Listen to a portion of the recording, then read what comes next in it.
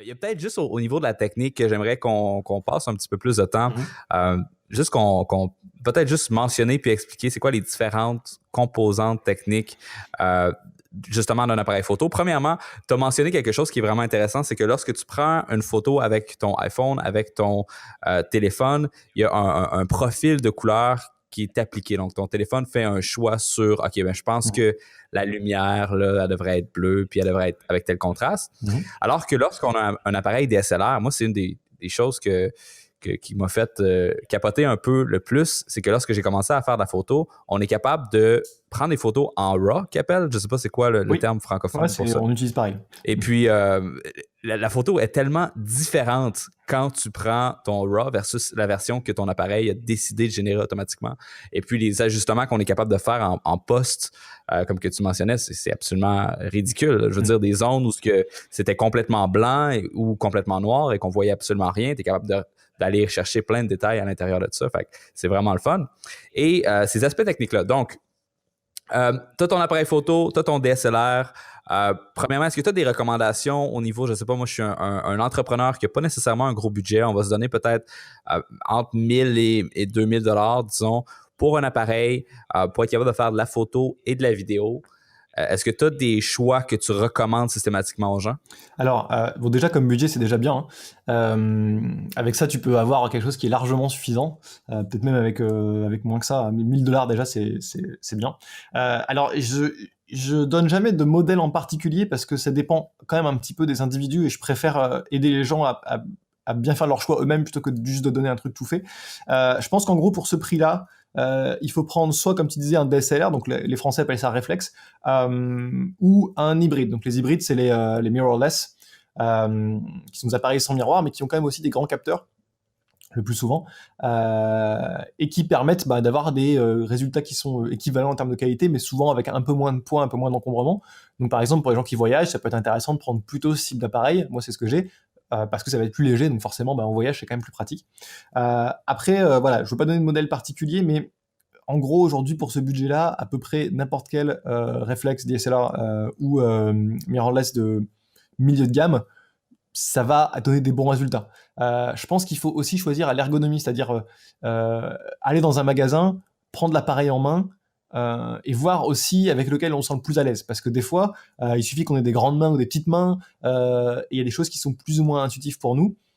Et il faut pas hésiter à aller le prendre en main, le manipuler un peu, regarder comment ça fonctionne et voir avec lequel on se sent le plus à l'aise. Parce qu'au final, en qualité d'image, si tu prends un Canon ou un Nikon par exemple, de la même gamme, hein, évidemment, pas avec des différences de prix 3 fois, mais si tu prends à peu près la même gamme, en fait, en termes de qualité d'image, tu n'auras pas de différence concrètement. C'est-à-dire, il y a des gens qui vont crier et qui vont dire ouais, si, on voit des choses, machin, mais bon, c'est anecdotique. Enfin, et encore, enfin, franchement, je pense que c'est un peu dans leur imagination.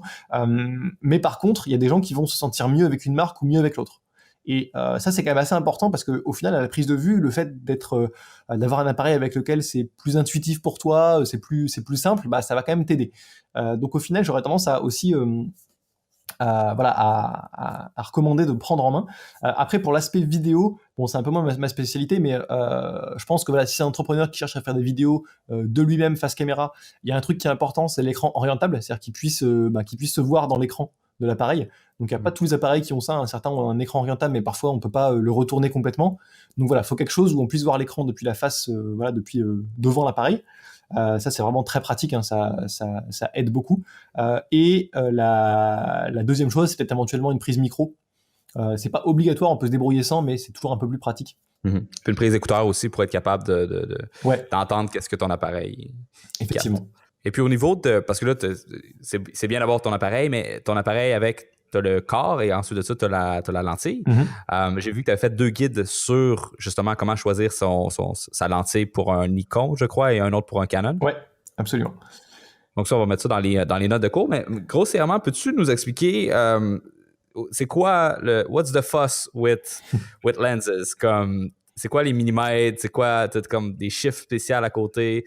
Qu'est-ce que ça veut dire, tous ces chiffres-là? Okay. Et qu'est-ce qu'il faudrait qu'on utilise principalement pour des portraits, je crois? Alors, je vais essayer de résumer un petit peu. Donc, en gros, il y a, on va dire, 2 principales caractéristiques sur un objectif. La première, c'est ce qu'on appelle la longueur focale. La longueur focale, en gros, c'est le zoom. Si tu as quelque chose comme 16 mm, par exemple, c'est quelque chose qui est assez grand angle. C'est-à-dire que à la fois, tu vas voir très large. Donc, quand tu vas photographier avec un 16 mm, tu vas voir une scène très très large devant toi. Par contre, évidemment, les éléments dedans vont être petits. Donc, imagine, voilà, je sais pas, il y a un lac au Québec, tu vois, avec un 16 mm, tu vas voir tout le lac. Par contre, les arbres en face sur l'autre rive, bah, évidemment, ils vont être petits. Par contre, avec une longueur focale plus importante, par exemple 200 mm, là, tu vas pas voir tout le lac, tu vas avoir un point de vue beaucoup plus réduit, un angle beaucoup plus réduit, mais par contre, tout va être grossi. Donc les arbres en face, voilà, tu vas les voir plein cadre. Donc en gros, ça c'est la longueur focale. Donc qu'est-ce qu'on appelle les grands angles? C'est tout ce qui est, bon après ça dépend de la taille du capteur, je vais pas détailler maintenant, mais c'est tout ce qui est plutôt dans les 16 mm dans ces eaux-là. Tu as tout ce qui est téléobjectif, qui commence à partir de, bon voilà, encore selon les tailles de capteurs, mais on va dire dans les 50, au-dessus de 50 mm pour la plupart des appareils, au-dessus de 85 pour certains, qui là est plus adapté pour soit photographier des sujets qui sont loin, par exemple tout ce qui est animaux, soit les portraits, parce que les portraits, si tu es au grand angle, en général, tu vas te rapprocher des personnes, et en gros, ça va leur faire un gros nez. Voilà, tout simplement, ça va déformer leur visage, donc souvent on le fait pas. Après, ça peut être marrant à faire, mais c'est pas ce qu'on va utiliser le plus souvent. Et puis après, tu as toutes les focales intermédiaires, un petit peu tout ce qui est autour de 40 mm dans ces eaux-là. Ça, c'est un peu, bon, ça peut servir pour plein de choses différentes. Donc c'est quand même assez polyvalent. Donc cela dit, moi, je pense que quand même pour un photographe, et même pour un vidéaste, un objectif qui sert un petit peu tout le temps, c'est ce qu'on appelle un zoom transstandard. Donc un zoom transstandard, ça veut dire qu'en fait, c'est un zoom qui va d'une focale qui est assez grand angle, donc tu vas quand même pouvoir voir assez large, à une focale qui a un petit téléobjectif, donc tu vas quand même pouvoir zoomer un petit peu, notamment faire du portrait avec sans trop de soucis. Donc qu'est-ce que c'est ce genre d'objectif? En gros, ça dépend de la taille du capteur, hein. Donc si le capteur c'est un full frame, c'est un 24-70 mm à peu près.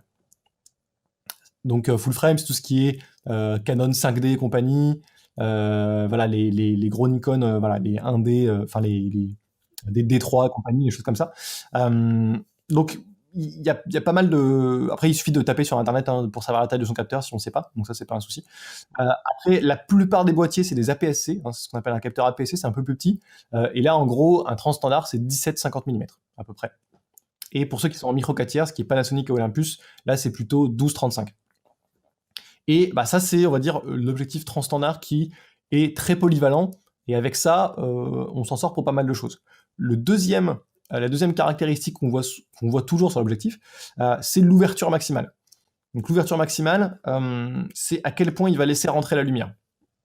Donc alors, il faut juste se souvenir d'un truc, c'est que plus le chiffre est petit, plus il va laisser rentrer la lumière. Donc par exemple, f2.8, c'est une plus grande ouverture maximale que f5.6. C'est comme ça. En fait, il faut juste retenir, c'est une fraction, en fait, hein. C'est comme si on disait 1 sur 2.8. Donc, il faut juste comprendre que quand on a une grande ouverture maximale, donc plutôt un petit chiffre, par exemple 2.8, 2, 1.4, on va pouvoir laisser rentrer plus de lumière. Donc, ça veut dire que si on est dans des conditions de basse lumière, on va avoir plus de facilité pour photographier ou prendre des vidéos. Par exemple, en intérieur, hein, voilà, quand il fait un peu sombre le soir. Et la deuxième chose, c'est qu'on va plus facilement pouvoir faire du flou d'arrière-plan. Donc, tu sais, quand tu fais du portrait, typiquement, on parlait portrait, hein, le fait de photographier quelqu'un, tu fais la mise au point sur ses yeux, et avec une grande ouverture, tu vas avoir l'arrière-plan qui va être flou. Donc l'ouverture maximale va te permettre d'avoir potentiellement plus de flou. Alors si tu veux, t'es pas obligé de l'avoir, hein, tu peux aussi avoir l'arrière-plan net en faisant les bons réglages, mais tu vas avoir la possibilité de le faire. Donc ça te rajoute des possibilités quand même super intéressantes. C'est pour ça que moi, voilà, quand on me parle d'objectifs, que les gens ils savent pas quoi acheter, j'ai envie de leur dire, comme je disais avant, un transstandard qui, avec une grande ouverture maximale, donc en général f2.8, ça permet de faire quand même pas mal de choses, c'est déjà très polyvalent. Et ensuite, une fois qu'on a pas mal photographié avec, et peut-être qu'on s'est senti limité sur certains aspects, là on va pouvoir se dire, ok, il me faut tel ou tel objectif parce que je sais ce qui me manque. Mais je pense qu'au début, c'est bien pour commencer. Après, pour aller plus loin, il faudrait regarder mon contenu sur l'objectif. Donc il y a mes bouquins, mais il y a aussi un article et une vidéo gratuite pour aussi commencer à faire un tour d'horizon un peu plus précis que ce que je viens de dire. Mais voilà, en gros, c'est ce que je pouvais résumer sur les objectifs. Super.